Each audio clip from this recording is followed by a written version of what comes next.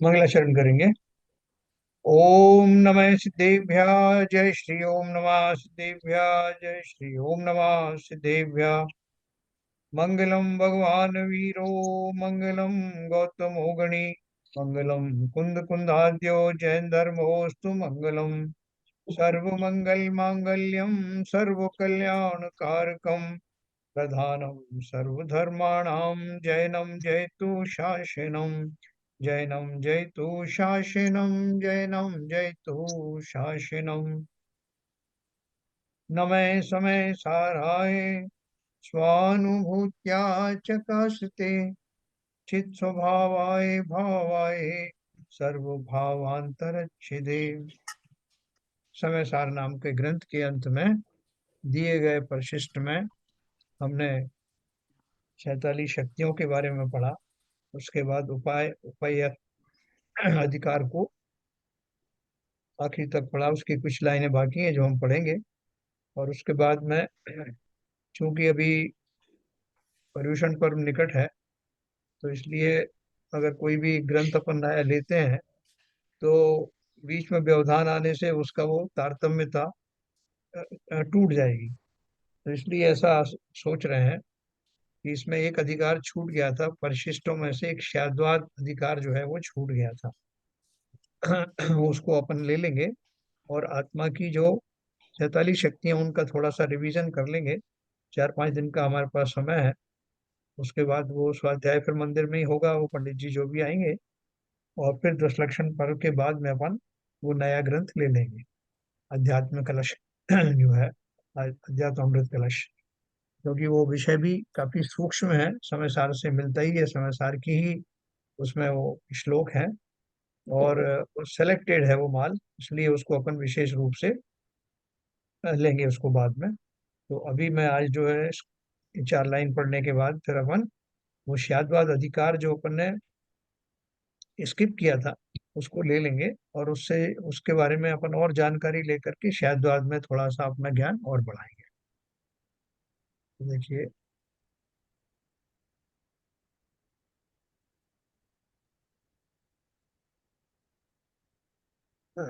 कल अपन जो पढ़ रहे थे इसका एंड पढ़ा था अपन ने। अ, जो अमरचंद्र जी ने जो ये जो सब कुछ लिखा है, ये टीका वगैरह की है, 47 शक्तियों का वर्णन किया है, उसके बाद में उनके बारे में बताया जा रहा है कि वो किसी भी प्रकार से इस कृति को अपनी नहीं मानते थे। कागज कलम से मैं कलम के द्वारा उकेरित कागज के ऊपर में जो कुछ भी बना, जो भी शब्द बने, उनकी ओनरशिप लेने से उन्होंने मना कर दिया। ये शब्द मेरे नहीं, ये सब कुछ मेरी रचना मेरी नहीं है। तो उस संबंध में अपन बात कर रहे थे कि क्या बोल रहे हैं।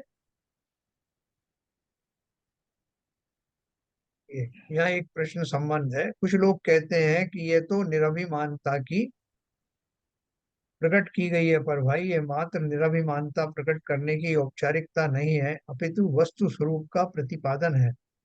यह उनके अंतर की बात है, क्योंकि उनका अपनापन त्रिकाली ध्रुव भगवान आत्मा में ही है।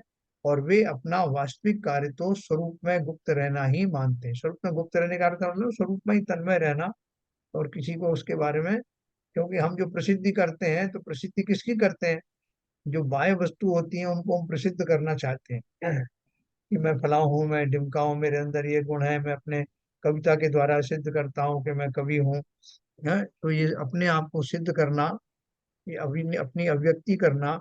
और अपने इसका अर्थ क्या है? शरीर युक्त जो पर्याय है उसकी ही प्रसिद्धि हम करते हैं। और सिद्धि और प्रसिद्धि में यही तो अंतर है। तो प्रसिद्धि अगर करते हैं अपनी आत्मा की तो उसको किसी को बताने की जरूरत नहीं, स्वयं ही उसका रसपान करना, आनंद लेना, वही स्वरूप मुक्ति है।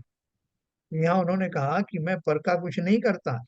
जब इस दूर तक अपन आ गए हैं कि मैं पर का कुछ नहीं करता और ना ही मैं पर हूं, तो शरीर आदि की समीपता के बावजूद भी शरीर से निवृत्ति तो अपने आप हो गई। और रहा सवाल जो उसके प्रति होने वाले अनुराग भाव हैं, कर्तृत्व ममत्व के भाव हैं, वो भी सब चले गए। तो अब कौन बचा? बचा खाली मैं। और मैं का अर्थ ही ये है कि मैं जो सिर्फ भाव करने वाला जीव हूँ, मैं कौन होता हूँ साहित्य लिखने वाला या ग्रंथ आदि लिखने वाला। ऐसा विनयवश नहीं, विनय की भावना के साथ नहीं, लेकिन वास्तव में ऐसा ही है। ऐसी श्रद्धा जिसे हुई है, उन्होंने ही वास्तव में अपने स्वरूप को भली भांति पहचाना। तो इसलिए उन्होंने सीधा सीधा कह दिया कि सब इसमें मेरा कुछ भी नहीं है। यह उनके अंतर की बात है, क्योंकि उनका अपनापन त्रिकाली ध्रुव भगवान आत्मा में ही है, और वे अपना वास्तविक कार्य तो स्वरूप में गुप्त रहना ही मानते हैं। अतः वे अंतर की गहराई से कह रहे हैं कि अरे भाई, आत्मख्याति टीका स्वरूप गुप्त अमृत चंद्र का कार्य कैसे हो सकती, जो अपने स्वरूप में ही तन्मय हो गया है। ऐसा अमृत चंद्र तो एक शरीर का नाम है, एक पर्याय विशेष में होने वाले शरीर का नाम है, वो मैं थोड़ी हूँ। यह तो शब्दों का कार्य है, शब्दों में तो वस्तु स्वरूप के प्रतिपादन की शक्ति है। इसमें स्वरूप गुप्त अमृत चंद्र का कोई कर्तृत्व नहीं है। वास्तव में तो जिनेन्द्र देव की जो वाणी खिलती है, वो वाणी में से जो कुछ भी शब्द आदि उद्घटित होते हैं, शब्द निकलते हैं या जो ध्वनि निकलती है, वो ध्वनि भी उनकी नहीं। वो तो सहज में अपने अंदर जो उनके भाव आते हैं, वो निमित्त रूप से वाणी में कन्वर्ट होते हैं, और वो वाणी उनके अनुभव का छोटा सा भाग, अनंतमा भाग ही प्रकट कर पाती है। ये अपन भली भांति समझते हैं, और उसका अनंतमा भाग ही गणधर आदि उसको गूंथ पाते हैं। वो अनंतमा भाग ही हम तक आता है, और पंचम काल में तो और भी छोटा सा हिस्सा हमारे पल्ले आता। लेकिन देखो प्रकृति की उदारता, कि वो छोटा सा ज्ञान का टुकड़ा ही हमारे लिए पर्याप्त है। मनुष्य पर्याय में मिलने वाला ज्ञान की वो छोटी सी चिंगारी ही हमारे लिए अभूतपूर्व कार्य करती है। भव भव की दरिद्रता को मिटाकर सदा के लिए मुझे उस स्थिति में पहुंचा देती है जहां मैं भरपूर अपने स्वभाव का आनंद ले सकता हूँ। तो ये बोल रहे हैं, जो वो जिस तरह का विचार उनका आ रहा है, वैसा विचार सभी ज्ञानियों का होता है। शब्दों में वस्तु स्वरूप के प्रतिपादन की शक्ति है, इसमें स्वरूप गुप्त अमृत चंद्र का कोई कर्तृत्व नहीं। यहाँ एक प्रश्न संभव है कि ना सही उपादान पर वे इसके निमित्त करता तो है ही, पर भाई साहब, स्वरूप गुप्त अमृत चंद्र निमित्त भी नहीं है, क्योंकि निमित्त उनका राग है, विकल्प है, योग उपयोग है, और स्वरूप गुप्त अमृत चंद्र में ये कुछ भी नहीं आते। है ना, हम निमित्त रूप से भी कुछ जोड़ते हैं। मेरे अतिरिक्त जो कुछ भी है, चाहे वो निमित्त रूप में है, चाहे पर की उपादान के रूप में है, वो मेरा नहीं। तो वे तो अपने को इनसे भिन्न स्वरूप गुप्त त्रिकाली ध्रुव तत्व मानते हैं। अधिक से अधिक उन्हें उक्त योग और उपयोग का कर्ता भले ही कहा जाए, पर वे टीका रूप पर द्रव्य से परिणमन के कर्ता तो हैं ही नहीं। तो वो अपने आप को क्या मानते हैं? स्वरूप गुप्त त्रिकाली ध्रुव तत्व मानते हैं। तो अपन ऐसे ऐसे ही अपन भी माने कि कुछ अपन अलग हट करके माने हैं? जरूरी थोड़ी कि अमरचंद ने अपने आप को जो माना हम भी वैसे ही माने।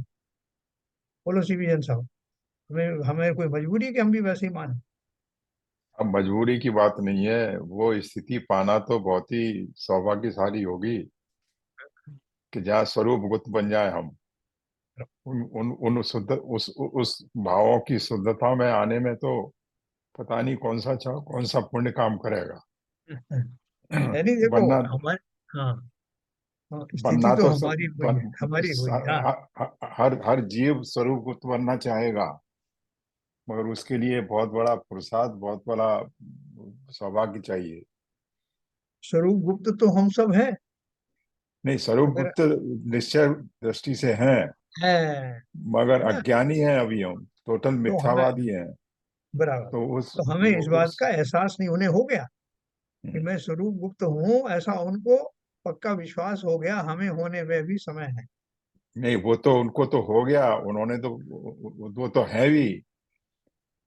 जब इस तरह के उनके भाव प्रकट हो रहे हैं तो वो तो श्रद्धांश से प्रकट हो रहे हैं।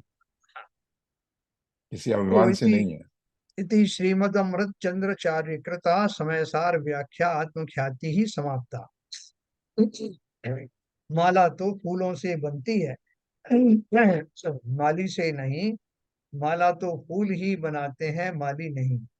हाँ, माला के बनने में माली का योग और उपयोग निमित्त अवश्य होता है, करता नहीं। यह बात अवश्य है कि माली माला के निर्माण संबंधी अपने योग और उपयोग का करता है। जो कहते हैं वो पूरे मनोयोग से वो लगा हुआ है। तो मनोयोग का अर्थ क्या है कि उस कार्य में होने वाला उसका जो उपयोग है, उसके जो भावों का जो कंसंट्रेशन है, उसके जो तीन योगों में से वचन काय योग हैं, उनका खाली उतना ही उसका रोल होता है किसी भी कार्य में। इसी प्रकार यदि यह टीका शब्द रूप फूलों की अति व्यवस्थित माला ही है, तो आचार्य अमृतचंद्र अत्यंत सुगढ़ माली हैं। जिस प्रकार माली अपने योग और उपयोग का करता है, उसी प्रकार आचार्य अमृतचंद्र भी अपने योग और उपयोग के कर्ता हो सकते हैं, पर वे राग मिश्रित पर उपयोग सब का इसमें कर। एक इसमें एक बात तो है हाँ, कि जो उपयोग और योग है वो निमित्त तो है। देखो अपन निमित्त किसे कहते हैं?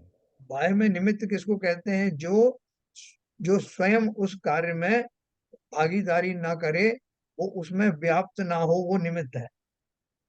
हम्म, आत्मा स्वयं एक उपादान शक्ति का धारी है। ये योग्यता किसमें? आत्मा में है। तो आत्मा और उपयोग उसका लक्षण है। उपयोग हम्म, बाहर की चीज नहीं है। ये जो उपयोग है वो आत्मा का ही भाव है। उपयोगो जीवो लक्षणम। तो उपयोग जीव का लक्षण है, मतलब वो तो उपयोग जीव का ही है। निमित्त अपन किसको मानते हैं? जो अपने से अलग हो, वो नहीं, जो निमित्त। उन्होंने माली का एग्जाम्पल दिया है हाँ, माला बनाने में, हाँ। तो माली का जो योग है उपयोग है, तो उसमें वो ये माली तो उसमें निमित्त तो बनाना माला बनाने। नहीं, वो बाहरी निमित्त की बात नहीं कर रहे हैं। बाहरी में निमित्त यानी वो शरीर रूपी माली की बात नहीं कर रहे हैं। वो किसकी बात कर रहे हैं? जिस प्रकार माली अपने योग और उपयोग का करता है। नहीं तो वो खाली उसको कहते थे कि माली ने जो शरीर से कार्य किया, वो नहीं कहा। तो अपने योग और उपयोग का अर्थ क्या है कि जिस समय माला बन रही होगी, उस समय उनके तीनों योग में से कोई योग चल रहा है। और योग किसके होते हैं? वो जीव के होते हैं।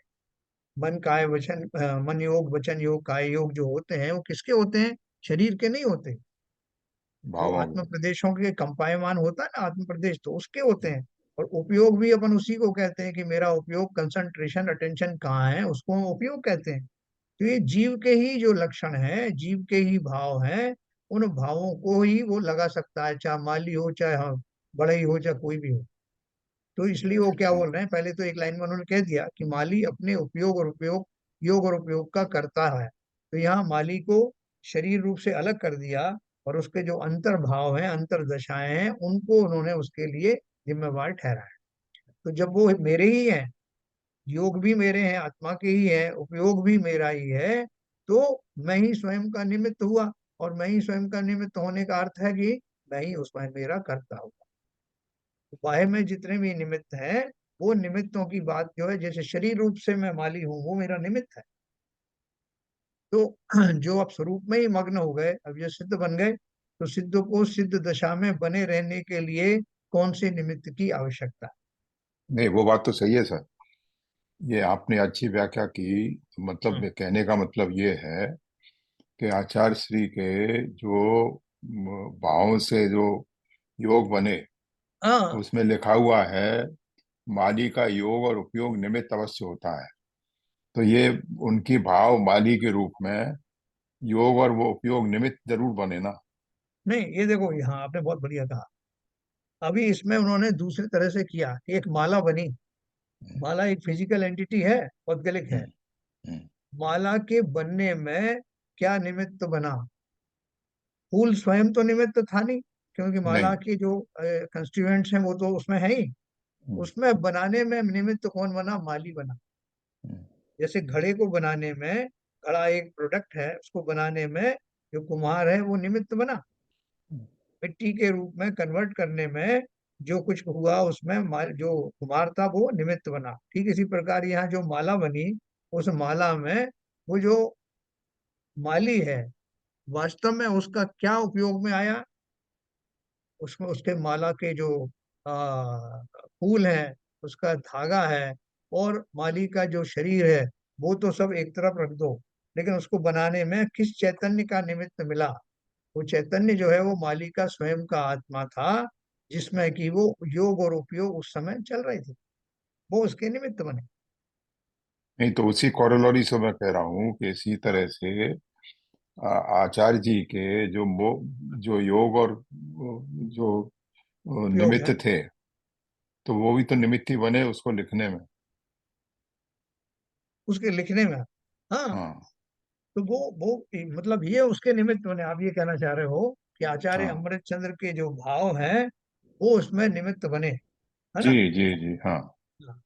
तो अपन उसको व्यवहार से तो ऐसे ही कह सकते हैं, व्यवहार की भाषा में यही कह सकते हैं कि जो ग्रंथ रचित हुआ, ग्रंथ की रचना, हम वो नहीं मानते थे, वो स्वयं इस बात को नहीं मानते कि मैं इसमें निमित्त हूँ, हम्म, क्योंकि ये व्यवहार की भाषा है। और जो उसमें पहुंच गए, परम निश्चय में पहुंच गए, अपने स्वरूप में पहुंच गए, वो उस निमित्तों को भी कहने का भाव नहीं रखते कि मैं इसका निमित्त बना, क्योंकि उसमें अहंकार आ जाता है, कहीं ना कहीं जुड़ाव आ जाता है, कुछ ना कुछ राग आ जाते हैं। इसलिए उसको उन्होंने माना नहीं कि ये तो एक सहज घटना है। जैसे जिनेन्द्र देव को वाणी का मैंने आपको बताया कि उनकी दिव्य ध्वनि कीर्ति है, उससे कितने सारे जीव जो है वो सुलट जाते हैं। तो उसमें क्या लिखा है, भव भागन बच जोगे बछाए, तुम धुनि है सुन विभ्रम नशाए। भव्य जीवों के भाग्य से आपकी ध्वनि खिली। तो अगर वो ये कहें कि मेरी वाणी के वजह से कितने जीव जो है वो सुधर गए, मेरी वाणी के निमित्त से, तो अहम भाव हो जाए। तो मानने वालों ने तो क्या कहा कि तुम्हारी तो सहज में वाणी खिली, तुम्हें इससे कुछ लेना देना नहीं कि कोई सुधरे ना सुधरे, सहज में वो घटना घटित हुई। लेकिन उसका निमित्त किसको मिला? उस वाणी का निमित्त भव्य जीवों को मिला, और उनके पुण्य उदय के कारण ये घटना घटित हुई, ऐसा कहा जाता है। जी तो जी जी। जिनेन्द्र देव कभी नहीं मानेंगे कि मेरी जिनवाणी जो है उसमें निमित्त है, या मैं निमित्त हूँ, इससे लोगों का भला हो रहा है। वो तो उसको एक नैसर्गिक प्रक्रिया के रूप में मानते हैं, जिसमें वो घटना स्वाभाविक रूप से घटित होती। तो यहाँ वो यही बात कर रहे हैं कि वो जो जीव है, जैसे अपन कहें साहब, वो जो मोक्ष की पर्याय है, वो किसके निमित्त से घटित हुई, है ना? जो मेरे स्वरूप में आगमन हुआ, स्वरूप में मेरा रमना हुआ, वो किसके निमित्त से हुआ, बताओ। अपन क्या कहेंगे, जो जीव का जो क्लाइमेक्स पे जीव पहुंचा, उसमें क्या निमित्त था? आप कहोगे उनके अपने भाव ही निमित्त थे, अभी अपन ने पढ़ के आए ना नहीं नहीं, कि वो मैं। तो उसका स्वयं का ही भाव थे, स्वयं का पुरुषार्थ था। हाँ, अभी अपन हम्म, पढ़ के आए हैं जो कि हाँ, उसमें यही तो था कि सब कुछ मैं ही हूँ, मैंने, मेरे लिए, मेरे में, मेरे द्वारा ये सब कार्य संपन्न हुआ। जब वो सब अपने में ही घटित कर दिया, तो फिर उसमें कोई निमित्त की कोई गुंजाइश रही नहीं। ठीक है ना? तो उस अपेक्षा से बात चल रहा है। उसी प्रकार आचार्य अमृत चंद्र भी अपने योग और उपयोग के कर्ता हो सकते हैं, पर वे राग मिश्रित उपयोग का कर्तृत्व स्वीकार करने को भी तैयार नहीं, क्योंकि वे उसे अपने कर्तव्य नहीं मानते। तो मैं अपना ही निमित्त मानता हूँ कि मेरे ही भाव मेरे स्वरूप में आने के लिए निमित्त थे, इसमें आपको कोई रोक नहीं रहा। कौन निमित्त बना? मैं ही करता भी था, मैं ही निमित्त भी था, मैं ही मेरा कर्म भी था। तो उसमें पर की बात नहीं आती। जहां पर की भाव नहीं, बात नहीं आई, तो किसी तरह का कोई राग मिश्रित भाव नहीं आएगा। सिर्फ इतना कहना चाहते है ना। आचार्य अमृतचंद्र भी अपने योग और उपयोग के कर्ता हो सकते हैं, पर वे राग मिश्रित उपयोग का कर्तृत्व स्वीकार करने को भी तैयार नहीं है, क्योंकि वे उसे अपना कर्तव्य कर नहीं मानते। वे शुद्धोपयोग क्रिया को ही एकमात्र कर्तव्य रूप में स्वीकार करते। क्या करता हूं मैं? मेरा कार्य क्या है? शुद्धात्म है मेरा नाम, निज में रमना मेरा काम।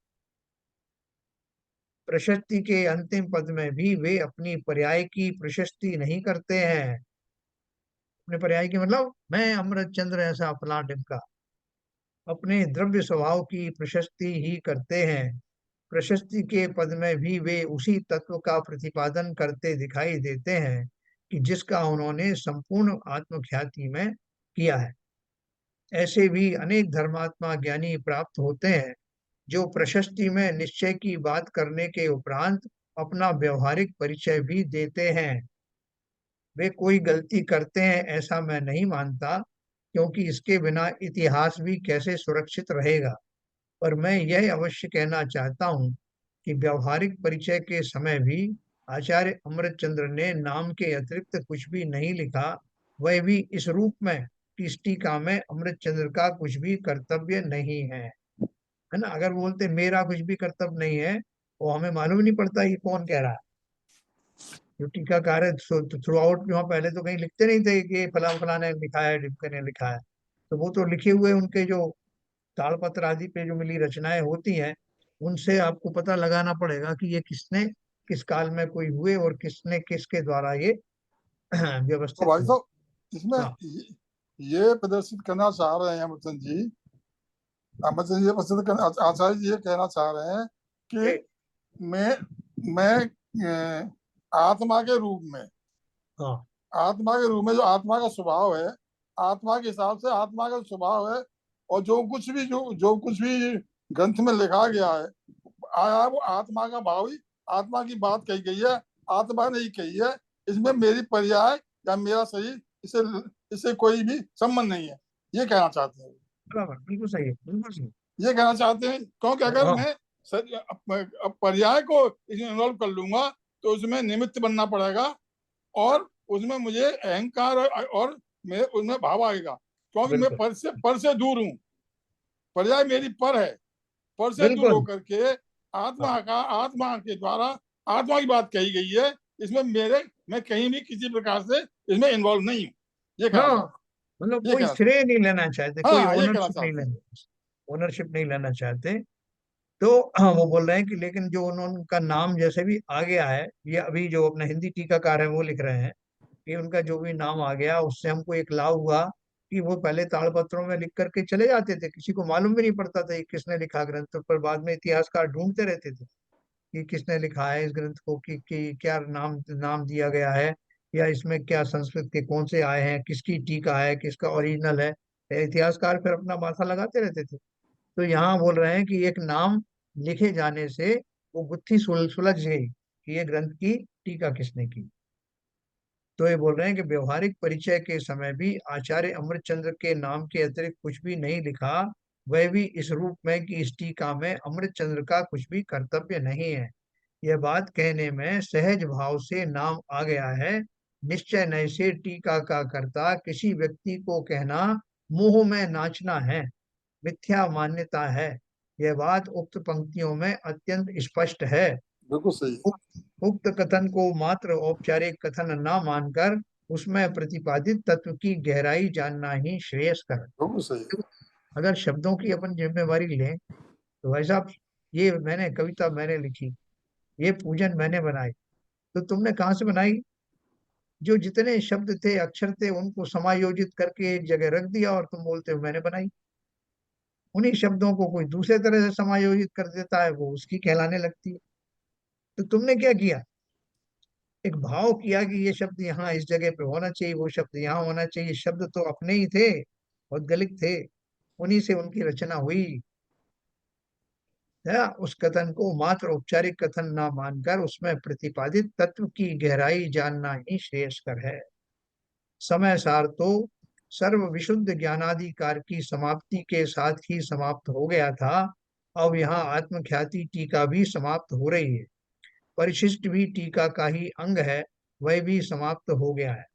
इस प्रकार आचार्य कुंद कुंद कृत समय सार की आचार्य अमृतचंद्र कृत आत्मख्याति नामक संस्कृत टीका समाप्त होती है, और इसके साथ ही ज्ञायक भाव प्रबोधनी हिंदी टीका भी समाप्त होती है। ये जो ज्ञायक भाव प्रबोधनी के नाम से और हुकमचंद भारिल जी ने ये टीका लिखी इतनी सरल भाषा में, जो आपको इतनी सुगमता से समझ में आई, है ना। अभी इसमें जो लिखा है ना परिशिष्ट, जो है परिशिष्ट भी समाप्त हो गया। परिशिष्ट का एक भाग बचा है जो मैं लूंगा, जो मैंने छोड़ दिया था ये सोच करके कि अगले ग्रंथ में आएगा। तो इसको अपन अभी ले लेंगे और दशलक्षण पर्व के बाद में अपन नया ग्रंथ शुरू करेंगे। इस बीच उसको भी ले लेंगे और समय बचा तो ये 47 शक्तियों का रिवीजन करेंगे। आप सब लोगों की क्या राय बताएं? सही है, ये बिल्कुल बहुत आप सही कह रहे हैं। बहुत बढ़िया प्लान है। सही कह रहे हैं आप। क्योंकि वो और भी अद्भुत ग्रंथ है और पर्यूषण के बाद में हम और भी ज्यादा थोड़े से शुद्ध दशा को प्राप्त होंगे, हमारी बुद्धि थोड़ी सूक्ष्म होगी तो और अच्छी तरह से भाव बनेंगे। तो देखो अंतिम भावना लिखी इन्होंने, उसके बाद मैं वो परिशिष्ट लूंगा।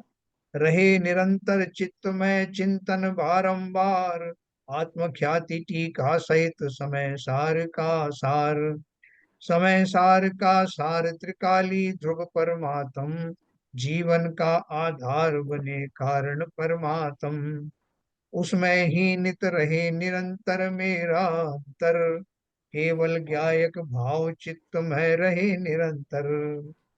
है ना, जैसे उसमें है ना, जो मोह माया मान मत्सर मदन मर्दन वीर हैं, जो विपल विघ्नों बीच में भी ध्यानधारी धीर हैं। है ना, तो उन महावीर स्वामी के लिए कहा गया ना कि जो दूसरों के मनों को जो शुद्ध करते हैं, मनों को जो विश्राम देते हैं, ऐसे महावीर स्वामी मेरे चित्त में निरंतर बने रहे। तो पूजन में है ना, तो यहाँ भी वही लिखा उन्होंने, उसमें ही नित रहे निरंतर मेरा अंतर, केवल ज्ञायक भाव चित्त में रहे निरंतर। ज्ञायक भाव में ही बना रहूं, ऐसी भावना टीकाकार ने, हिंदी टीकाकार ने की है।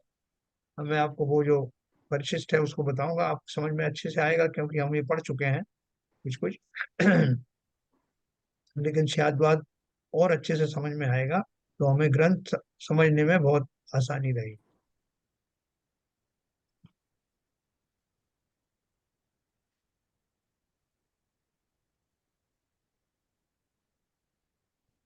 तो शक्तियां सबको याद है, ये अभी सब अपन रिवीजन करेंगे। कौन सी शक्ति किसकी जो है वो बैठ बैठ गई है, निकल गई है, और कौन सी आ गई है। हैं, ये भी पता लगाते रहेंगे अपन जब बीच तक बीच में। जीव है तब सब सही शक्तियां हैं। हाँ, 47 से भी ज्यादा शक्तियां हैं हमारे अंदर। 47 केवल नाम मात्र हैं। हाँ, कोई देख लेना। अनंत शक्तिशाला शक्तिशाली जीव है हमारा जीव। अरे मगर कितनी जगह वो घूम आए बाबूजी, कहीं गिरगिरा गई हो, अमेरिका में गिर गई हो, कनाडा में गिर गई हो, फिर भी तो शक्ति शक्ति है। तो शक्ति का याद की। अरे गिर गई तो शक्ति क्या है?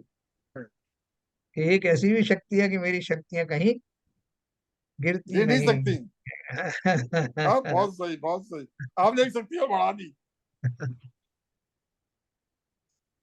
हाँ, देखो ये इसमें बहुत अच्छी बात कही है, ये शादवाद का चल रहा है।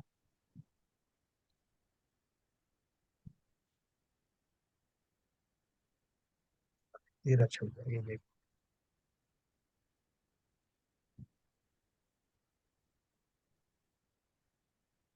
शादवाद अधिकार। हाँ?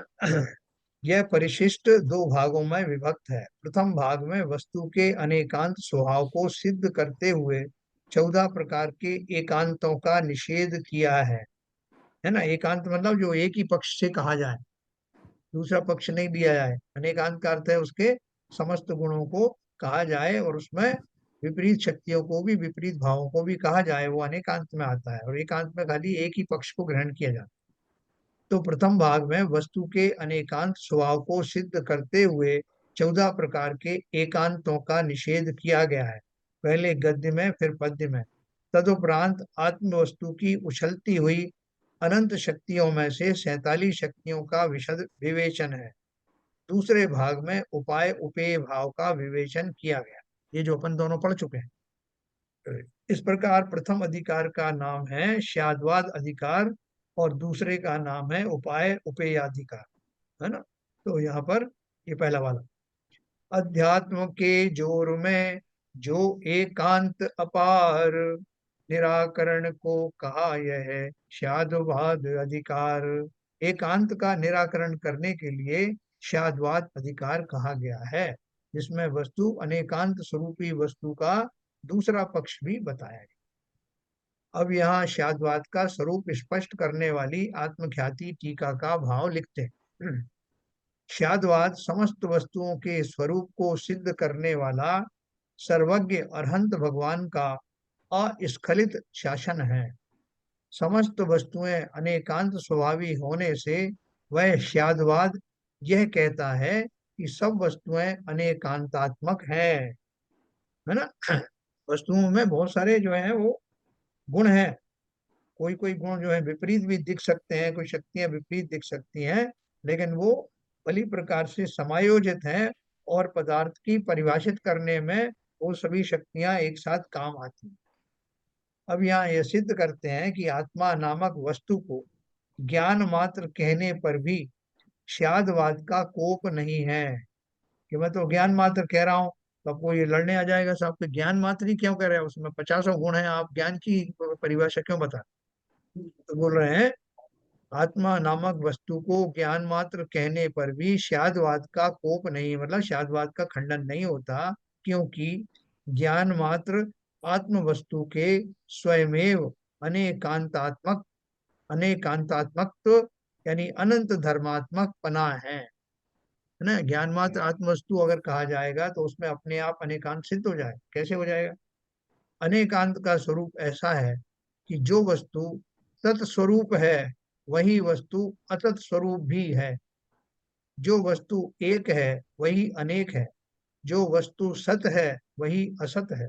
जो नित्य है वही अनित्य है। इस प्रकार एक वस्तु में वस्तुत्व की निष्पादक यानी उपजाने वाली परस्पर विरुद्ध दो शक्तियों का प्रकाशित होना अनेकांत है। सही बात। इसलिए यद्यपि आत्म वस्तु ज्ञान मात्र है, तथापि उसमें उक्त तत् अतत्पना, देखो अपन बोलते हैं ना एक एक और अनेक, एक के बाद अनेक आता है तो या तो एक होगा या अनेक होगा। तो जो एक नहीं है यानी एकांत से जो उसका गुण नहीं है वो अनेकांत से उसके और भी स्वरूप हैं, इसलिए अनेकांतात्मक ख्यातवाद के द्वारा वो बताए जाते हैं। ये बहुत अच्छे से समझाएंगे इसको। तो अनेकांत का स्वरूप ऐसा है कि जो वस्तु तत्स्वरूप है वही वस्तु अतत स्वरूप भी है। जो वस्तु एक है वही अनेक है। जो वस्तु सत्य है वही असत्य है। जो नित्य है वही अनित्य है। इस प्रकार एक वस्तु में वस्तुत्व की निष्पादक यानी उपजाने वाली परस्पर विरुद्ध दो शक्तियों का प्रकाशित होना अनेकांत।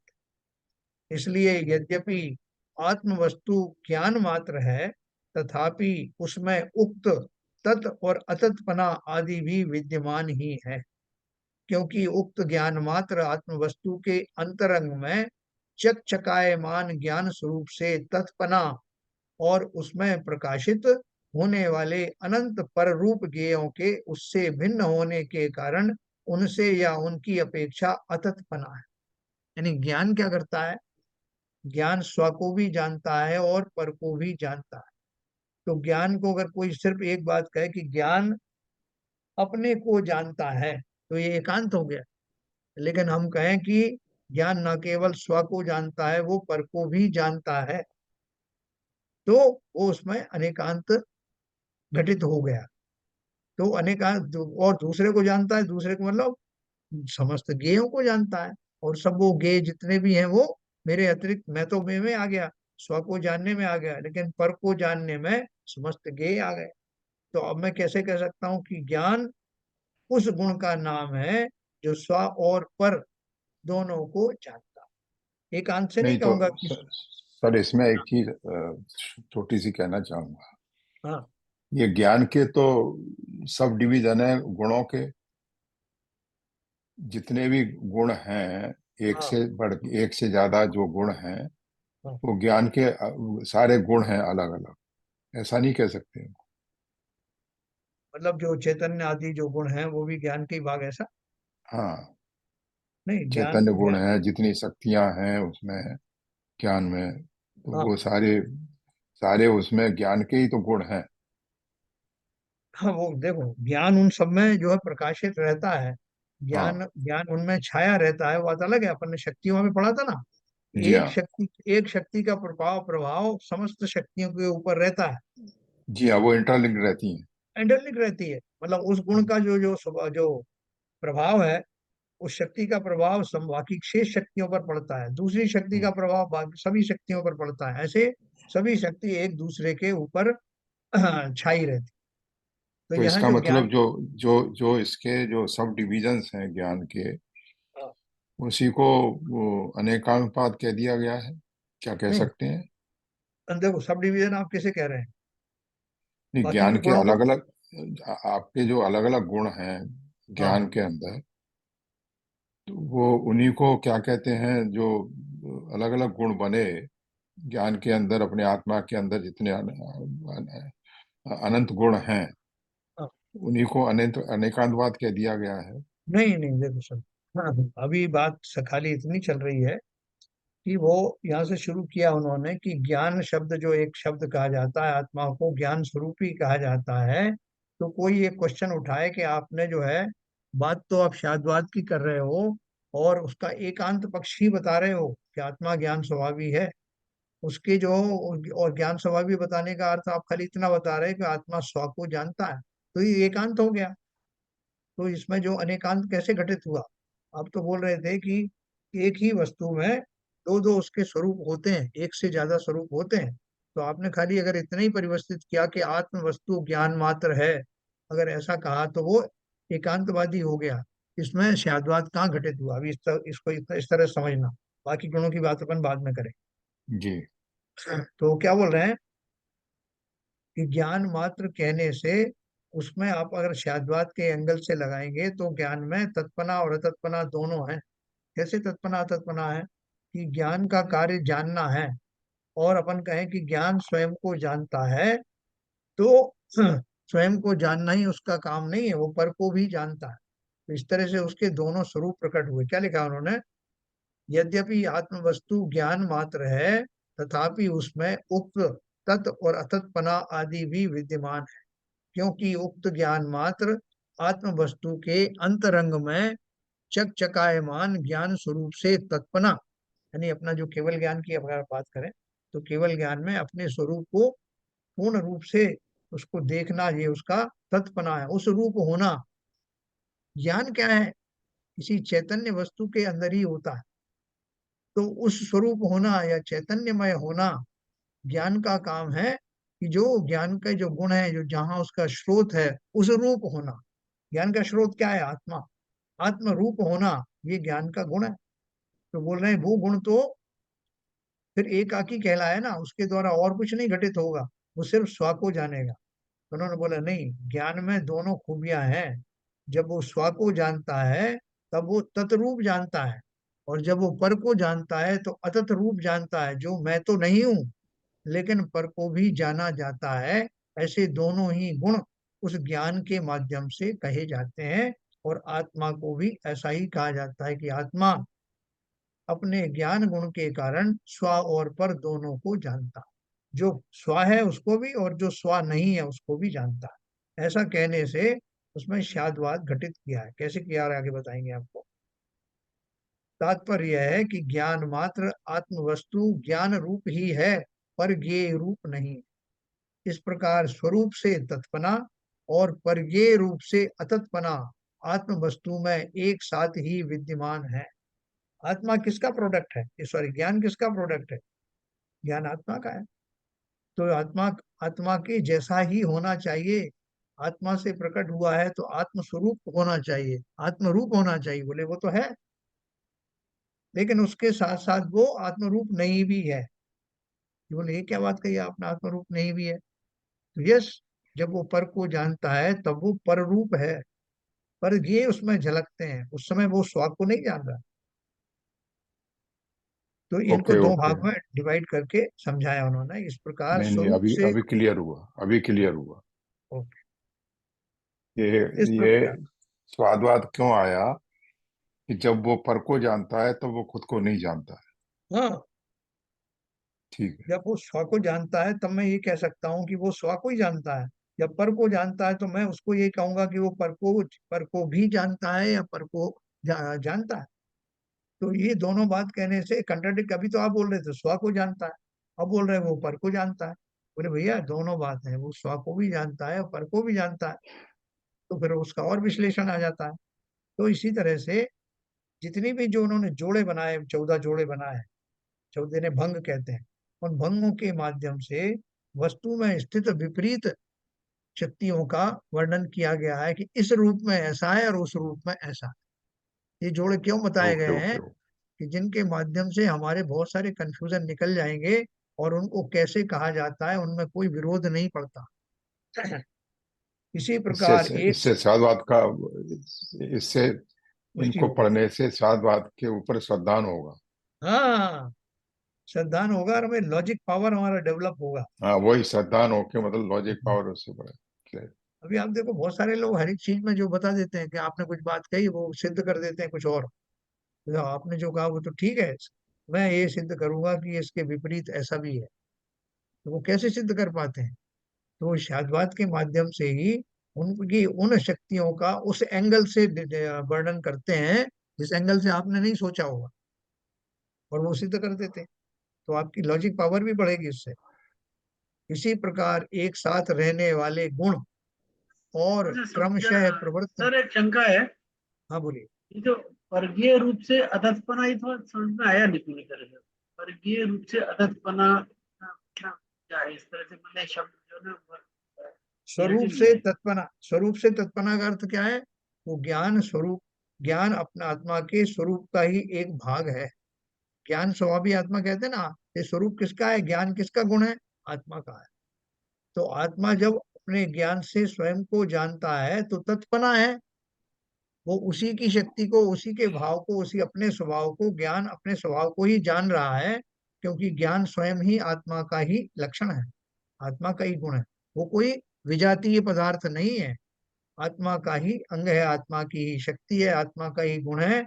और उस गुण के माध्यम से स्वयं को जानना वो तत्पना है, उस रूप ही जान रहा है। लेकिन अगर वो, जैसे अपन बोले कि जो मनुष्य है, एक मनुष्य में दो गुण पाए जाते हैं।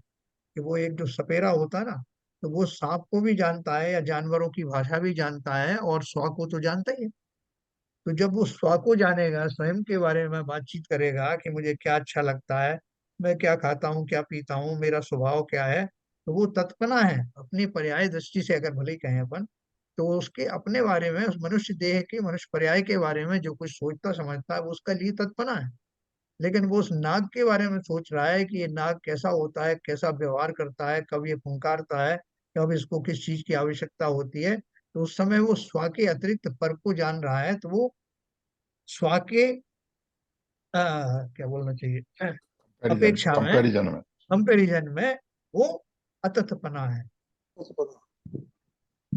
ना। तो स्वपना नहीं अततपना है। तो वो ज्ञान स्व को जानेगा तत्पना है, क्योंकि वो उसका ही स्वरूप है। और जब पर को जान रहा है तो वो अततपना है, लेकिन जानता है आत्मा। ये दोनों बातें बताई। कुछ क्लियर कर पाया मैं आपको? या जी जी ठीक है। इसी प्रकार एक साथ रहने वाले गुण और क्रमशः प्रवर्तमान पर्याय अनंत चैतन्य अंशों यानी गुण पर्यायों के समुदाय रूप अविभागी द्रव्य की अपेक्षा आत्मा में एकत्व है, और अविभागी एक द्रव्य में व्याप्त सहभूत प्रवर्तमान गुण और क्रमशः प्रवर्तमान पर्याय अनंत चैतन्य अंश रूप पर्यायों की अपेक्षा आत्मा में अनेकत्व है। देखो इसमें एकत्व अनेकत्व के बारे में बताया। एक साथ रहने वाले गुण और क्रमशः प्रवर्तमान पर्याय अनंत चैतन्य अंशों के समुदाय रूप अविभागी द्रव्य की अपेक्षा आत्मा में एकत्व है।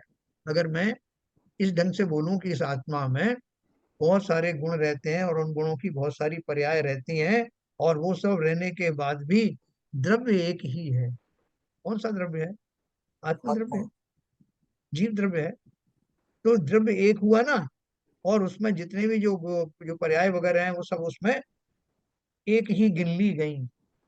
साहब ये आत्मा है। एक डब्बा अलग कर दो साहब, उस डब्बे में क्या रखा है? उसमें बल्ब रखा है, उसमें एक्स्ट्रा फिलामेंट रखा है, उसमें उसका वो प्लग रखा हुआ है, लेकिन एक डब्बा है।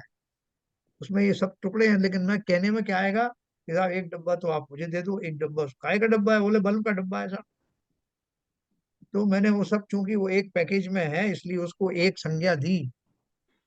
लेकिन मैं ही जब उसके अलग अलग उसको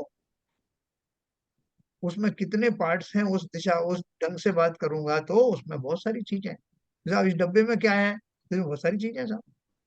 तो वो क्या बोल रहे हैं, एक साथ रहने वाले गुण और क्रमशः प्रवर्तमान पर्याय अनंत चैतन्य अंशों के समुदाय रूप अविभागी द्रव्य की अपेक्षा आत्मा में एकत्व है ना। आत्मा को आप डिवाइड कर सकते हैं क्या, नहीं कर सकते।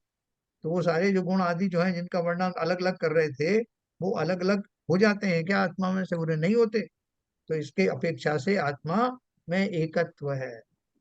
और अविभागी एक द्रव्य में व्याप्त सहभूत प्रवर्तमान गुण और क्रमशः प्रवर्तमान पर्याय अनंत चैतन्य अंश रूप पर्यायों की अपेक्षा आत्मा में अनेकत्व है। बोले भाई साहब ये आत्मा को आप क्या समझ रहे हो, ये तो गुणों का पिटारा है, खजाना है, इसमें अनंत गुण भरे हुए हैं, इसमें अनंत पर्याय उन गुणों की होती रहती हैं, इसलिए ये तो एक नहीं है, ये तो अनेक है। मैंने अपनी अपेक्षा बदल दी। अब मैं उसमें निहित जिन जिन जो अवयव हैं उसके उन सबको अलग अलग करके बता रहा हूँ। आत्मा की 47 शक्तियों क्या कहाँ से आ गई, तो अनंत शक्तियों की छोड़ भी दो, 47 गिन के बता रहा हूँ आपको। अरे साहब कभी तो आप बोलते हो कि आत्मा एक है, एकत्ववाद वाली है, उसमें कोई भेद नहीं है, यहाँ तक कि दर्शन ज्ञान चारित्र आदि भी सब उसमें शामिल है, और अभी आप गिनती गिना रहे हो 47 की। तो 47 समझाने के लिए बताई जा रही है, उनको अलग करने के लिए नहीं बताई जा रही, वो अलग होंगी भी नहीं। तो यहाँ भी वही कह रहे हैं कि एकत्व में अनेकत्व कैसे घटित होता है। आत्मा के माध्यम से ही बताया कि आत्मा को जब मैं इंटीग्रल होमोजीनियस इंटीग्रल मोनोलिथिक बताऊंगा तो वो एक है, समस्त गुण उसके अंदर रहते हैं, पर्याय उसके साथ रहती हैं। लेकिन जब मैं उस द्रव्य को उन गुणों के अलग अलग वर्णन करूंगा तो वही अनेकांतमय हो जाएगा, अनेकत्व रूप हो जाएगा। ठीक है सर, इसमें कोई व्यवधान तो नहीं। आत्मा तो इसी एक ही रहेगी ना, आत्मा में अनेकत्व का हो, गुण है उसे। वैसे ही तो हमने आत्मा को बोला कि गुणों का समूह है, हाँ दूसरे अपन ये कह रहे हैं गुणों का समूह है, तो मतलब कि इसमें आत्मा में एक से ज्यादा गुण है। हाँ हाँ, तो वही जो वो जो तो अब कहलाएगा ना हम जब गुणों की अपेक्षा भी बोल रहे हैं, तो हाँ, आत्मा तो फिर भी एक ही रहेगी ना। आत्मा तो एक एकत्व ही हो गया, रहेगी। आत्मा हाँ? एकत्व हो गया। अलग अलग हाँ गुणों के हिसाब से हम करेंगे तो अनेकत्व हो गया। सब गुणों को मिला के एक जगह आत्मा एकत्व कैसे हो? बोलेंगे तो एकत्व हो गया। अब जैसे सेब सेब है, एप्पल है, एप्पल अपना फल होता है ना। अब हाँ फल में अगर देखें तो उसमें बहुत सारे अवयव हैं उसके। तो अगर मैं हाँ, कहूँ कि नहीं, जो इसका उसमें जूस है वो एक अलग है, सेब है जो इसका उसके अंदर और जो अवयव है वो सेब अलग है, ऐसे अलग अलग सेब थोड़ी ना हुआ। मैं कहूंगा ये सेब की मैं बात कहूँ कि एक सेब का फल आपने लेकर आए, मैं तो बोलूंगा भाई साहब ये एक सेब है। फिर कोई कहेगा ये एक सेब नहीं है, ये तो असंख्य सेब है। कैसे, संग सेब बोले इसके अंदर जो कैसे? बीज है ना, वो उनसे जब पेड़ निकलेगा तो उनसे कितने सारे दूसरे सेब पैदा होंगे, उनके बीज वो तो निकलेंगे उसकी तो उनसे शक्ति है, कितने सेब। जब निकलेगा तब असंख्य होगा। अभी अभी थोड़ी ना। ये तो कहने बीज है वो, कहने का जो बीज देखो। जो है सेब का पार्ट है एक्चुअली। हाँ नहीं, हाँ, तो देखिए, अब मैं बीज की अपेक्षा। देखिए जैन साहब, ये मैं इस तरह से कहूंगा जो बाबूजी ने कहा कि सेब है, एक सेब है। अब सेब में उसमें उसके अंदर 50 गुण हैं, तो उसमें 50 गुण हैं तो गुण तो उसी सेब के हैं, सेब तो सेब ही रहा। एकत्व समझे? हो गया। वो एकत्र नहीं हुआ। वो क्या कहते हैं, एकांतवाद, वो अनेकांतवाद हो गया जब नहीं एक एक तो सेब की सेब, अनेक बात गुण कर रहे हम हैं। एक पहले ही बोल रहे हैं कि उसमें अनेक गुण है। अनेक गुण है, गुणों का समूह है ना, ऐसा थोड़ी ना कि एक गुण के 10 बंडल हैं। हाँ देखिए देखिए अनेक गुण उसके है अंदर जो, उसमें। देखिए गुण होते हैं उसके अंदर, सेब के अंदर जो बीज होते हैं, और वो बीज क्या कहते हैं, अगर उनको घोल के पी लिया जाए तो उसमें क्या कहते हैं, साइनाइड होता है, उसकी वो जहर बन जाता है। समझे? नहीं देखो वो तो, बात वो तो क्या कर रहे हैं। ये उसका विपरीत गुण हो गया। तो ये उस अभी वजह से ये अनेकांतवाद है। अभी मैं तो आत्मा सेब की का पार्ट बात तो बोलूँ ना। सेब का ही है। एक मान लीजिए पार्ट सेब तो, में 10 गुण है या 20 गुण है, तो अरे और भाई, 20 उसमें के 20 गुण उसमें सेब के। सेब में 10 गुण है, 20 गुण है, उसका विपरीत बात बता रहा हूँ। जो सेब के अंदर बीज होते हैं वो एक जहर का काम करते हैं, तो ये वो उसका विपरीत गुण हो गया। तो उसमें उस वजह से अनेकांतवाद हो गया। देखिए, तो बड़े उसको वैसे। अपन विपरीत और एक बात मैं कहना चाहता हूँ। हाँ बोलिए। हम लोग डिस्कस जो कर रहे हैं यहाँ पर, जो जो मुख्य जो धारा साधवाद की आ रही है, हम भाषा की बात बोल रहे हैं। हम भाषा में किस प्रकार व्यक्त कर सकते हैं, व्यक्त करने वाली बात है। हाँ बिल्कुल अब बिल्कुल व्यक्त बिल्कुल। करने वाली बात आ रही है, आप इसको इस तरीके से मान लीजिए, इसमें 9-10 गुण है, इसमें 50 गुण है। हम व्यक्त कैसे कर सकते हैं? किस भावदार अपेक्षा मान से। होता है, भक्तगण अपनी सप्तभंगी भाषा होती है। 7 तरीके से हम किसी चीज को कह सकते हैं। इसमें आगे आगे आगे हो सकता है, आगे आगे आगे आगे आएगा आगे ही, बहुत बहुत आएगा आगे अभी आगे आएगा, बहुत लेकिन बहुत। सब हमने पहले पढ़ चुके हैं इसे। सप्तभंगी सप्तभंगी 7 तरीके से बताया जा सकता है किसी चीज को। तो इसमें चौदह। इसलिए हम लोग ऐसा ना सोचा कि इसमें पहले पहले से 10 गुण थे, पहले से ही थे। अरे भाई, है तो सब जानते हैं 10 गुण पहले से थे, लेकिन भाषा से व्यक्त हम कर रहे हैं इस तरीके से। अपन बोलते हैं ना, देखो, अनंत चतुष्टय के धनी तुम हाँ, ही हो करतार। बोले साहब, कभी तो आप बोलते हो अरे आप में तो एकत्व भाव है, आत्मा तो एक ही है, फिर वो अनंत गुणों के धनी बन बताइए क्या मतलब है। तो फिर उसको समझाया जाएगा कि अभी अनंत किस अपेक्षा से कहा जा रहा है। जिसको एक कहा गया था वो एक किस अपेक्षा अब से है, एक और गुण नहीं अनंत। कहा ना, गुण गुण हमने अनंत कहा है, हमने एक गुण कभी नहीं कहा ना। अनंत जो आप जो श्लोक बोल रहे हैं, हाँ उसमें गुणों को अनंत कहा है। किसी भी पूजा में या कहीं भी संदर्भ में हमने एक गुण की बात नहीं की है। हाँ। नहीं, जब अपन उसको उस अपेक्षा से बताएंगे तब वो चीज मालूम होगी। जैसे मैंने आपको एक पंखे का उदाहरण दिया था कि पंखा चलता भी है और नहीं भी चलता। तो आपको जिज्ञासा होगी कि चलता भी है और नहीं भी चलता के दोनों का अर्थ क्या है, तो उसकी व्याख्या होगी कि वस्तु में होने वाले दो दो अलग अलग गुण कैसे हैं, या दूसरे गुण कैसे हैं। बोले साहब, ये पंखा न केवल चलता है बल्कि और भी बहुत सारी चीजें करता है। वो क्या करता है? ये कपड़े सुखा देता है, ये लोगों को हवा देने के अलावा और भी करता है। इसके आसपास चलने से जो आग जो जल नहीं रही थी वो जलने लगती है। तो ये सब हम उसके गुण बताते हैं, लेकिन हमने तो अभी दो बातें बताई कि पंखा चलता भी है, नहीं भी चलता। अनेक गुण उसके फिर बताएंगे कि चलने का अर्थ क्या है, ऐसे चलता ऐसे नहीं चलता। ऐसे वस्तु में बहुत सारे गुण हैं, उनको कहने के लिए वो अपेक्षाएं बताई जाती हैं कि किस अपेक्षा से ये बात कही जा रही उसे है। तो शायद ये बात कहते हैं, उसे किसी शायद को बात कहते शायद वस्तु में निहित विभिन्न गुणों को, अनेक गुणों को, अनेक अवस्थाओं को कहने की जो शैली है, हैं। यस पद्धति है, यस, राइट, राइट। उसका नाम शादवाद हाँ, वही वही हम डिस्कस कर रहे हैं। है। नहीं सर, थोड़ा सा यहाँ पे मैं अ, हाँ बोलिए बोलिए। थोड़ा सा एक डिफरेंस ये लग रहा है। जो आपने पंखे का उदाहरण दिया वो तो क्लियर है, क्योंकि स्यादवाद की बात जब आती है जब कोई चीज विपरीत हो। हाँ जैसे कि आपने जो पंखे का उदाहरण दिया, पंखा चलता भी है और नहीं भी चलता। तो एक एक रूप से तो हम कहेंगे चलता है, और एक पर्सपेक्टिव से कहेंगे कि नहीं चलता। तो वो विपरीत गुण हो गया एक ही वस्तु का।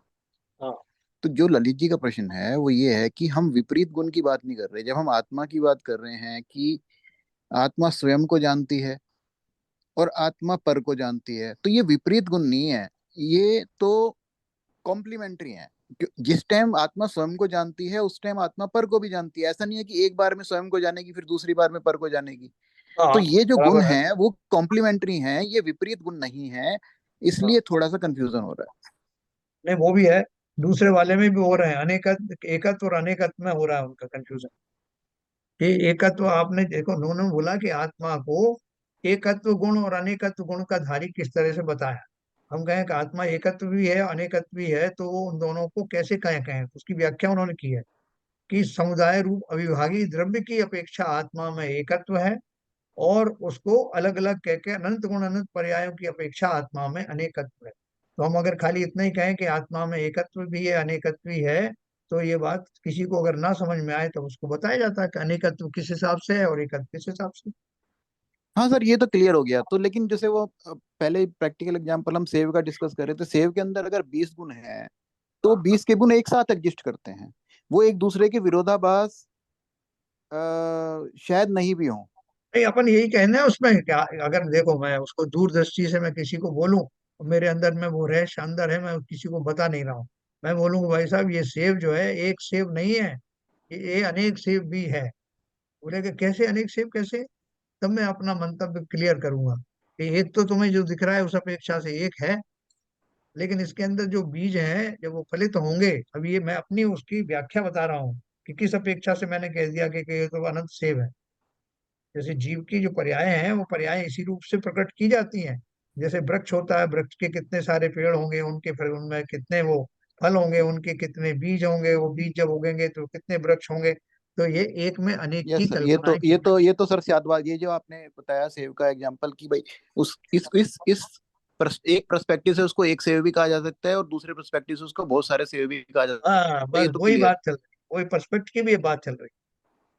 ये आत्मा को बोले कि भैया आत्मा में एकत्व भी है, अनेकत्व भी है। तो कुछ ने पूछा कि अनेकत्व कैसे है और एकत्व कैसे है। तो एकत्व तो एक सब गुणों को मिला करके आत्मा एक ही बना रहता है, कभी बिखरता नहीं है, उसके सारे गुण उसके अंदर रहते हैं, इसलिए एकत्व बना है। बोले अनेकत्व कैसे है? बोले उसके अंदर बहुत सारे गुण हैं, उनकी बहुत सारी पर्याय हैं, उन सब के हिसाब से कहा गया है कि उसमें अनेकत्व भी है। जब आप उसको जब व्याख्या करते हो तो आपका जो मंतव्य प्रकट होता है, और शादवाद कहते ही उसे हैं, जो वक्ता के मंतव्य को प्रकट करे, वो किस एंगल से कौन सी बात कह रहा है, उस बात को शादवाद ही कह पाता है। बिल्कुल सही। सर तो इसमें इसका ये हो गया मतलब ना कि कि इसका जो चीज इसका एक साथ एग्जिस्ट करती है, हाँ, जो चीज एक साथ एग्जिस्ट करती है उसको उसको हम एग्जाम्पल के रूप में शादवाद में नहीं ले पाएंगे। जैसे फॉर एग्जाम्पल सेब की अगर बात करें या आम की बात करें, जब वो कच्चा होता है तो हरा होता है, पक जाता है तो पीला हो जाता है। तो हाँ, हम ये बोल बराबर। रहे हैं कि भाई आम कच्चा है या पला है, तो ये शादवाद की बात हो गई, भाई आम हरा भी है और पीला भी है। हाँ, एक पर्सपेक्टिव से हरा है, एक ये विरोधाभास वाली बात हो गई। उसमें उसमें पर्सपेक्टिव का फर्क हो गया। या फिर हम ये भी कह सकते हैं भी आम खट्टा भी है मीठा भी है, तो जो विरोधाभास वाली चीजें हैं। लेकिन हाँ, अगर हम कोई ऐसी चीज बोलें, जो ऐसा गुण बोलें जो साथ में एग्जिस्ट करता है, जो विरोधाभासी नहीं है, उसको शादवाद से जोड़ने कैसे में सिद्ध थोड़ा सा करें? कंफ्यूजन। हाँ। नहीं, ये सब अपन सिद्ध करेंगे। नहीं, स्वादात का मतलब विरोधाभास छोड़िए भैया।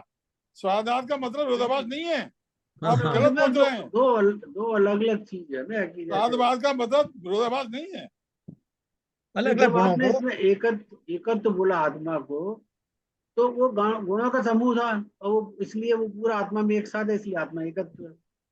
तो अभी देखो बस। अनेकत्व कैसे हो गया जब आत्मा का समूह तो कहने का अभी भी है? तरीका, कहने का नहीं, तरीका अलग अलग है बस। नहीं, और नहीं, कुछ एक नहीं, मिनट नहीं हमने है। जाओ। बोला कि आत्मा में अनेक गुण है। नहीं, हाँ, जो एक सेकंड। पर्याय आत्मा में तो दृष्टि अनेकों पर्याय गुण है, पर्याय आत्मा में एकत्व है।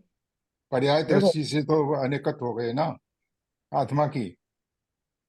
आत्मा देखो अनेकत्व ऐसे। तो नहीं हुई, गुण गुण अनेकत्व हो गए एक्चुअली। नहीं, चलो आत्मा के बहन, आत्मा के पर्याय गुण दृष्टि से। अनेकत्व है, आत्मा तो एक ही है। चलो बहन जी थोड़ा सा बताइए जरा, प्रकाश डालिए इस पर। बहन जी को अच्छा अभ्यास है इसका। हाँ, नहीं, ऐसा कुछ नहीं है। देखो, पहले ना शब्दों का मतलब समझ लें। स्यादवाद, स्याद का मतलब विरोध से नहीं है, अपेक्षा से है। हाँ हाँ, अपेक्षा और वाद हाँ। मने कहना, यानी अपेक्षा से कथन करना। और अनेकांतवाद का मतलब है अनेक अंत मने धर्म। धर्म मतलब उसमें गुण भी आ गए, पर्याय भी आ गई, स्वभाव भी आ गया, उनको कहना, है ना। क्योंकि अगर हम अ, क्योंकि जो अन्य मत है वो सारे अपेक्षाओं से कथन नहीं करते हैं, और सब धर्मों को स्वीकार नहीं करते हैं। जैसे यहाँ भी एक और अनेक की बात चल रही है, तो जैसे उदाहरण के लिए समझें, तो जैसे कोई मान लो बच्चा है, शायद मैं क्लियर कर पाऊं। एक बच्चा है 10 साल का, उसे किसी रिश्तेदार ने फिर से किन्हीं रिश्तेदारों ने 10 साल के बाद देखा, यानी 20 साल का हो गया। अब दो लोगों का अलग अलग कथन है। एक कह रहा है ये वही है, और दूसरा कह रहा है ये तो बदल गया। अब ये बताओ, अगर वो वही है तो वो एक ही है, और बदल गया तो जो पहले था वो अब नहीं है, यानी नहीं, बदल उसके गया। बदल गया, वो हाँ, पर्याय दृष्टि से बदल गया। हाँ, तो पर्यायों की तो बात हो रही है, पर्यायों की अपेक्षा ही तो अलग अलग है, अनंत रूप है। मान लो वही मैंने कहा था, कल, वही मैंने कहा हाँ, था, पर्याय अभी दृष्टि कल से। मान लो, अब हम जो मैं आत्मा हूँ, जो मैं आत्मा कल था, कल भी मैं वही था, आज भी वही हूँ, कल भी वही रहने वाला हूँ। लेकिन पर्याय की अपेक्षा से मान लो कल मैं किसी और गति में था, आज मैं ये मनुष्य गति में हूँ, कल मैं किसी और गति में हूँगा। तो कल मैं अलग था, आज मैं अलग हूँ, कल मैं अलग हूँ, ये मेरे अनेक रूप हो गए। तो इस अपेक्षा से अनेक रूप है, क्योंकि जो अन्य मत है वो ऐसा स्वीकार नहीं करते। जो बौद्ध मत है वो केवल अनेक रूप स्वीकार करता है, वो एक नहीं मानता। वो कहता है हर समय आत्मा अलग अलग है, नया नया है, एक ही नहीं है। जो कल था वो आज नहीं है ना। और जो एक वैदिक मत है, नैयायिक मत है, वो आत्मा को जो नया नया जो रूप धारण कर रहा है उसको स्वीकार नहीं करता, तो उससे वो एकांत पक्ष हो जाता है। तो इसलिए यहाँ बता रहे हैं कि इस तरह से अनेक रूप भी है, क्योंकि प्रति समय नया नया परिणमन हो रहा है, तो प्रति समय नया नया है, तो उस अपेक्षा से अनेक रूप भी है। और अनेक गुणों का अनेक रूप से परिणमन हो रहा है। किसी के पास किसी समय ज्ञान रूप परिणमन ज्यादा हो रहा है, अच्छा हो रहा है, किसी समय दर्शन रूप हो रहा है, किसी समय चारित्र रूप, यानी एक गुण नीचे की तरफ परिणमन कर रहा है, एक रूप ऊपर की तरफ। जैसे चारित्र से तो भ्रष्ट होता जा रहा है, लेकिन ज्ञान से बढ़ता जा रहा है। तो इस तरह से अलग अलग रूप से परिणमन करता है, तो उस अपेक्षा से अनेक रूप है, लेकिन कोई भी चीज उसमें से अलग नहीं होती, इसलिए एक रूप है। तो मुझे तो इस तरह से समझ में आया, अगर मैं सही है, क्लियर कर पाऊँ तो। बहुत सही बढ़िया। है, सही है समझ भाई जी, में आ सही गया कह रही हैं आप। क्योंकि गुण ये आ गया, समझ में क्लैरिटी हो गई। गुणों की पर्याय बदल रही है, तो हाँ जो आत्मा का आत्मा भी इसलिए फिर पर्याय हाँ, बदले तो इसलिए आत्मा का आत्मा भी भी पर्याय बदल रहा है, बदल लिया, बदल इसलिए रहा हम है। उसको जैसे अनेकांत बोल रहे हैं। जैसे सेब का ही उदाहरण दिया अभी इन्होंने कि जब कच्चा है तो हरा है ना। तो जो उसका कच्चा रूप बना है वो अब पकने के बाद नहीं है, बदल गया वो। तो उसके वो अनेक रूप है, कच्चा होना, पक्का होना, सड़ना, ये सब उसके अनेक रूप है। नहीं, ये तो क्लियर हो गया बहन जी। प्रश्न सिर्फ इतना जो थोड़ा सा क्लियर नहीं विरोध है। को नहीं लगाएंगे, खाली अपेक्षा से लगाएंगे। जैसे अपेक्षा में बताऊं, जैसे एक और उदाहरण दो। मान लो मैं एक स्त्री हूं, है ना। जब हम एक अपेक्षा से कह रहे हैं तो स्त्री है, लेकिन अपेक्षाओं से लगाएंगे तो किसी की माँ हूं, किसी की बहन हूं, किसी की बेटी हूं, किसी की मौसी हूं, किसी की वो। तो इस तरह से मैं एक रूप भी हूं, अनेक रूप भी हूं। अपेक्षाओं से कथन करना, ये हाँ, स्यादवाद कहलाता यही है। साथ बात है। क्या आपके ये विपुल जी कुछ रह गया आपका? नहीं सर, सिर्फ एक ही प्रश्न वो रह गया। जब हम ये जितने भी एग्जांपल आपने दिए या बहन जी ने दिए, वो सब तो बहुत क्लियर हैं। सिर्फ थोड़ा सा ये आ रहा है कि जब हम ये बोलते हैं कि आत्मा स्वयं को भी जानती है और आत्मा पर को भी जानती है, तो ये इसमें स्वादवाद कैसे कैसे हम घटित हुआ? अप्लाई कर रहे हैं वो नहीं समझ में आ रहा। बिकॉज वो तो साथ में हो रहा है, क्योंकि मैं स्वयं को, ऐसा नहीं है कि जिस टाइम मैं स्वयं को जानता हूँ उस टाइम पर को नहीं जानता, या मैं जब उस टाइम पर को जानता हूँ उस टाइम स्वयं को नहीं जानता। ये तो दोनों चीजें साथ में ही घटित हो रही है। तो इसमें स्वादवाद को फोर्स फिट, ऐसा लग रहा है फोर्स फिट कर रहे हैं। नहीं नहीं, विवेन जी बताइए। नहीं, देखो क्या है, स्वयं को जानना और पर को जानने में अंतर है। हम तो जो जानते, जिस समय हम के जब तक केवल ज्ञानी नहीं है ना, जब तक केवल ज्ञानी नहीं है तब तक तो जिस समय आत्मा स्वयं को जानता है उस समय पर को नहीं जानता, क्योंकि जिस समय स्वयं को जान रहा होगा उस समय निर्विकल्प रूप अवस्था होगी, और जो पर को जानना है वो विकल्प रूप होता है ना।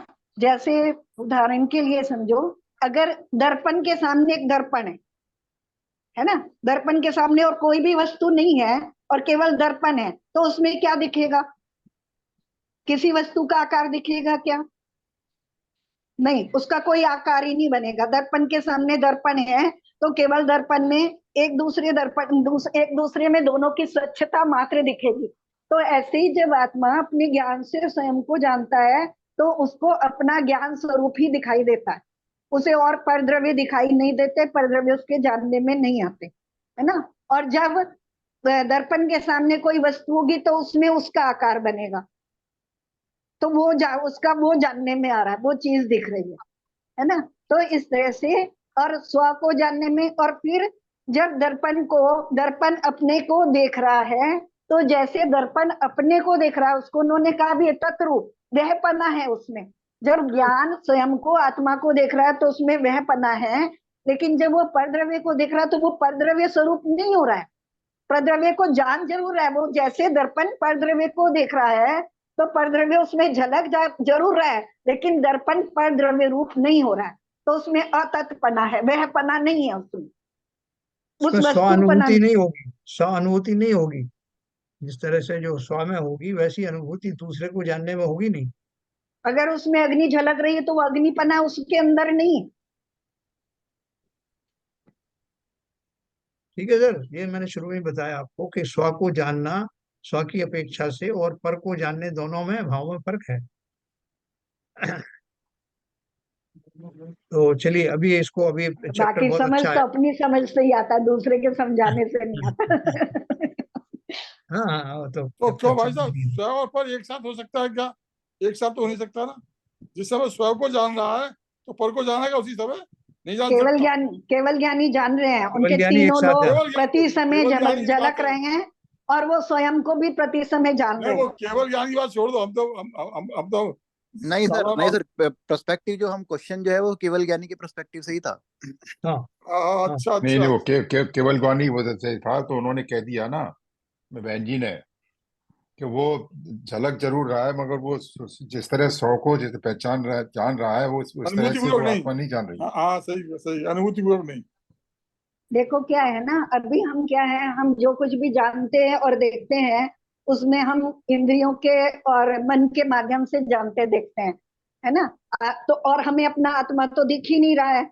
अपना आत्मा हमें कैसा जानने में आ रहा है? केवल हमें स्वसंवेदन से या अनुभव मात्र से जानने में आ रहा है, देखने से जानने में नहीं आ रहा है। लेकिन क्या है, उनका जो केवल दर्शन है वो भी पूरा स्पष्ट हो गया है। तो उनको अपना आत्मा भी झलक रहा है, उनको सभी मूर्त अमूर्त द्रव्य उनके आत्मा में झलक रहे हैं, तो दिख रहे हैं। उनको अपना द्रव्य भी दिख रहा है और समस्त पर द्रव्य भी दिख रहे हैं। तो उनको सब कुछ एक साथ जानने में आ रहा है, उनको स्वयं स्व और पर दोनों एक साथ जानने में आ रहे हैं।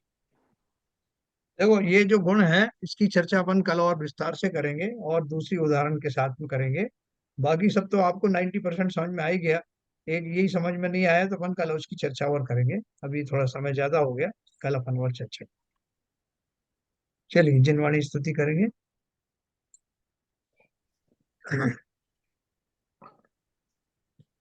नाश वे को ज्ञान के प्रकाश वे को अपर भास वे को भानु सी बखानी है।